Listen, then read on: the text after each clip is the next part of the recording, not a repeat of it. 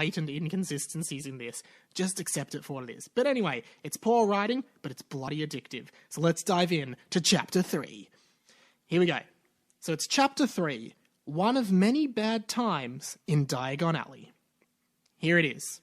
The boys had all made their way to Diagon Alley together, and the boys refers to the 6 main characters we met in the first chapter a few weeks ago. And I realized that none of these characters, like I can't even remember all their names, but none of these characters have any physical descriptors at all. We have no idea what they look like. They're all just men, right? I have no idea of their hair color, their height. You know, like J.K. Rowling gives so much detail on every character. I don't. There's just 6 characters and you're expected to remember them all. Michael read the what to bring letter out loud. Uniform, 3 sets of plain woolen robes, black, 1 winter cloak, and then in brackets it says, for winter. Yeah, nice. I actually find that quite funny. Then it says, if your uniform lacks a name tag, it will be DNA tested and you will be expelled. You will be expelled. If your uniform lacks a name tag, it will be DNA tested and you will be expelled. Why? Why would you get expelled for not having a name tag? Fuck, it'll be DNA tested. I wonder if there's like a magic DNA system. That's fucked. Man, okay. So the boys went to get their robes fitted, and then it says this. So the boys went to get their robes fitted, which was really boring and I didn't really want to explain what happened, so I just wrote this. Man. Like, there is a bit of wit in this. Like, I actually think that there's some good writing here. All right. Set books. So these are the books they have to buy to bring to school. The Standard Book of Spells, Grade 1. Magical Theory Edition 1, 2, 3, 4. This is funny. No, book number 3. Transfiguration, Smanchfiguration. You know, people are like books schmooks, right? Transfiguration, Schmansfiguration. Someone wrote a book called that. Book number 4, 1,247 magical herbs and fungi.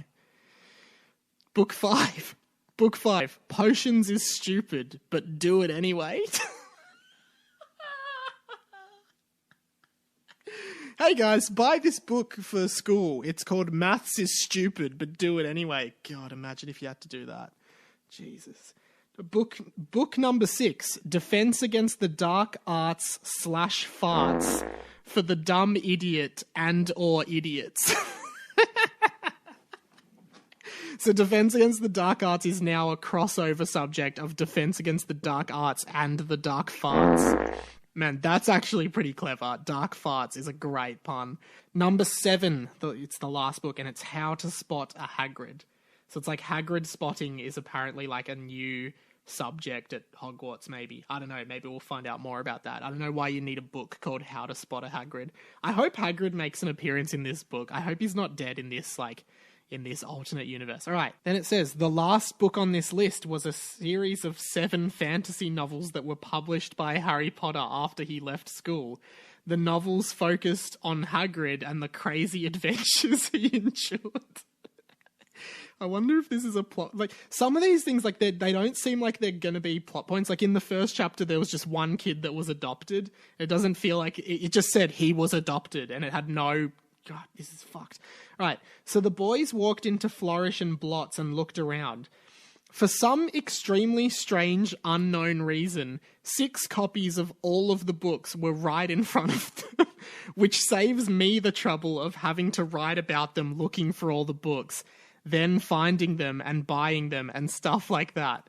Wow, Mike, lazy writing. Anything could have happened in those moments where we could have learnt more things about the characters. As they exited after purchasing the books, they walked over to Weasley's Wizard, whatever it's called.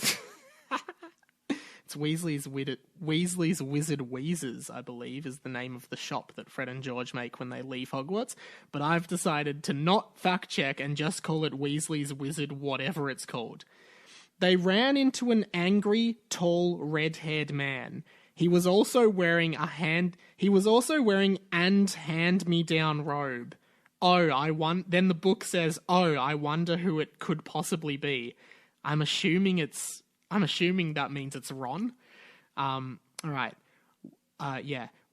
Watch where you're going, boy, he said. That's the redhead man. He says, watch where you're going, boy. And then, sorry, said Sam. I don't know what Sam is supposed to sound like because, like, none of these characters have descriptions. When entering the store, they saw another red-headed man. Bloody hell, ejaculated Rob. What? It says, bloody hell, ejaculated Rob. Why was he ejaculating? Bloody hell, is that supposed to be like interjected? I've just written bloody hell, ejaculated Rob. That's as in Rob said bloody hell, but it's ejaculate. That's so weird. Man, I think is ejaculated a word you can use to describe? Anyway, we need to move on. Bloody hell. And then Rob says, bloody hell, ejaculated Rob. This alley is filled with rangers.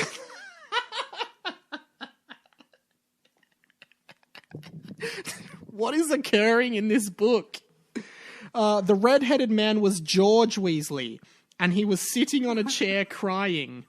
You see, ever since his brother Fred died in the war 55 years ago, he had never stopped crying, not even for a second, which was kind of lame of him. Oh my god, gee. And then Lockie and Michael walked up to him. Where's your brother, George? Is he dead? This is fucked. They just walked up to George and, like, made fun of him because Fred died. Fred's death was the saddest death in the whole Harry Potter. Everyone knows it. Everyone's thinking it. None of the other deaths mattered. Anyway, that's fucked. Michael and Lockie just walk up to him and say, where's your brother? He dead? Man, that's so mean. Okay, then now we're back on, like, the list of stuff to bring. Other equipment. 1 wand. And then in brackets it says, probably for magic. Then it says 1 cauldron. And then in brackets, but if you don't care about potions, don't buy it. The teachers will not care, and potion teachers and students are often bullied at Hogwarts. What the fuck is wrong with this? Hogwarts has just turned into this, like, crazy school where, like, fucked up shit just seems to be allowed to happen. Then it goes 1 telescope, in brackets, for no apparent reason. Seriously, this is in the real books, but they never use it. This is actually quite witty at points. That's actually witty. Like, they don't use telescopes in Harry Potter, but it's on the list. Then it goes 1 owl or cat or toad, and then in brackets, optional unless you are fat. Then it says, Michael looked at all the fat kids walking out of the pet shop. It goes, and then it says, he saw a big ice block on the ground. He picked it up. Ow, he said. It had burned him because it was so cold. It turned into fire.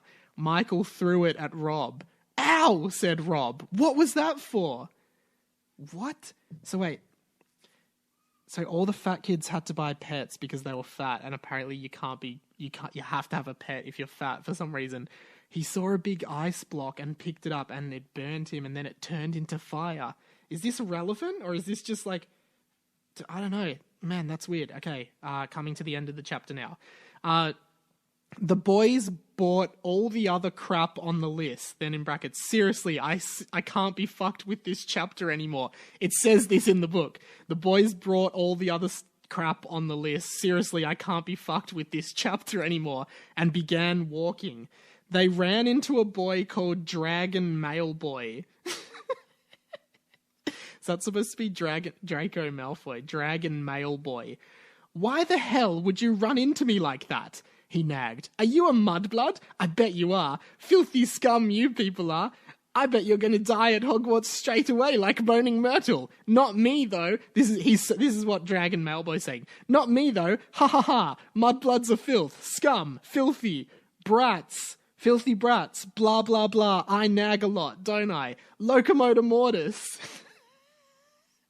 So wait, he's just gone on this rant about mudbloods, calls everyone scum, and then says he nags a lot, and then uses locomotor mortis, which is like the full body bound spell, which why can he use that? Because they're not at school, and you're not allowed to use magic outside of school. Man, this is weird. Suddenly, they were all in a leg lock. They looked like morons trying to get out of it. People were staring and laughing at them. They were all very embarrassed. Luckily, the spell wore off. And then it says, "I'll get that, Malboy, if it's the last thing I do," said Tom. And then it says, but little did he know, Mailboy was going to die on page 14, or some other page soon. That's the end of the chapter. Man, Mailboy was going to die on page 14, or some other page soon. Dude,